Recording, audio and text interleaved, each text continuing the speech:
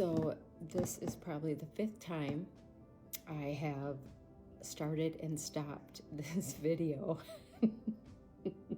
I just want to make sure that my words make sense. So I'm just going to be who I am. I have it come as you are. And if I say something wrong, I guess I'll just need grace. So I'm just going to be who I am. So I'm coming as I am. So if I misspeak, that's just how it's going to have to be, because that's important to me, that you come as you are. Anyways, there have been some files that have been released, and I have just been researching and reading and researching, and on social media, on some people who are involved in this process. And I've been in the legal field for years, so this stuff really intrigues me a lot. And I have found that during this time of researching and reading, it has really been destructive for my psyche.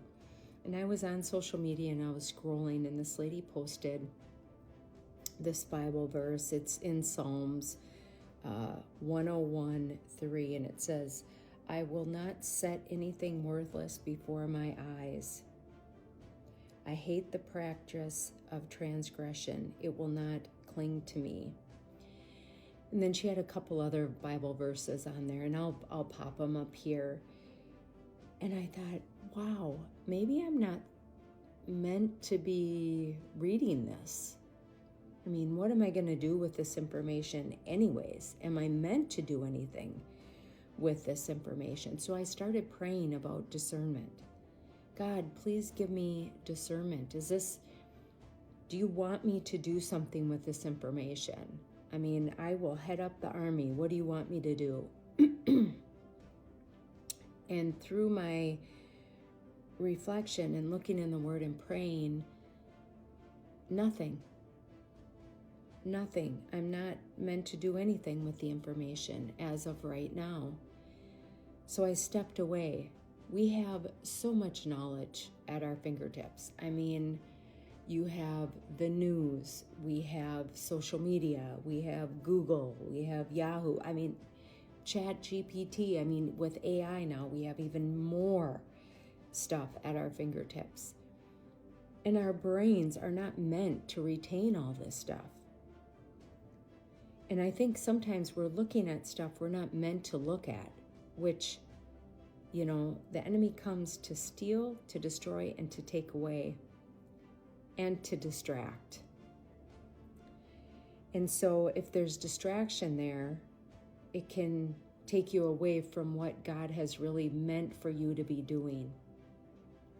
So I really started praying about discernment. God, what do you want me to be reading? What should I be researching? What army do you want me to be heading up, if any? I started asking these questions. When I was a court reporter, you sit in on a lot of things. I did depositions. I was considered a freelance court reporter, so that meant I didn't work in the courts. I did fill in on the courts, but I sat in on depositions, and we worked for a firm that did really heavy cases. And a lot of them were child abuse, molestation, sexual abuse, and some of them were in daycares. So when I started having kids, I said, nobody's watching my kid. Nobody is watching my kid. After hearing that stuff, it really tainted the way I viewed people in the world around us. It really took away a lot of trust. So I quit my job so I could stay home with my kids.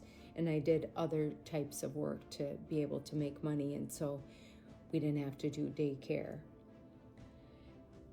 And so I tell you that because the things around you, what you read, what you see, what you hear, really affect you. Is this information that you're supposed to be retaining? Is this information that should be going in? I think this is a great question. What we see on the daily basis. It could be shocking at first, but then it becomes something that you just become used to. Here's another story for you. When I was little, when we were young, I don't know, maybe middle school, my age, I don't know, my perception of age when I was younger is probably off, but we were young. And there was a row of townhouses and a row of apartments, and we were in between. We'd hang out there and just play and whatever. And we were talking, and this man came up, and he was in a robe, and he opened his robe, and he was naked. And we were like, oh, gross. And then he left. Well, it happened a few more times. And each time it happened, we just became more used to it. Like we were like, oh, there's the naked guy again, which is really sad. It's not funny, but you look back and it's like, my goodness, here we are young and there's this naked man that's flashing us. And we just were like, oh, there he is again. It's crazy, but that's how it works, right? It just creeps in. So with these files, I had to step away and ask God, what is it that you want me to be researching? What do you want me to be reading? What do you want me to be watching? What is the plan for me in the information that you want me to read so I can go out there and follow through with maybe being the expert in that area or heading up what I'm supposed to head up, and God has filled me with that discernment and wisdom that He has meant for me to have. Can you imagine if we all did that? If we prayed for discernment and wisdom on what God wants us to retain and the information that He wants us to have and the knowledge, and get rid of all the rest? Oh my goodness, because we're all different. We're all made different. We're all meant to do different things in our plans and with God and in the church. I mean, I just think of the possibility. So what does God want you learning? What does God want you watching and hearing and researching and learning? It's a great question. Oh, I can't wait to see what God does in your life. Have a great day.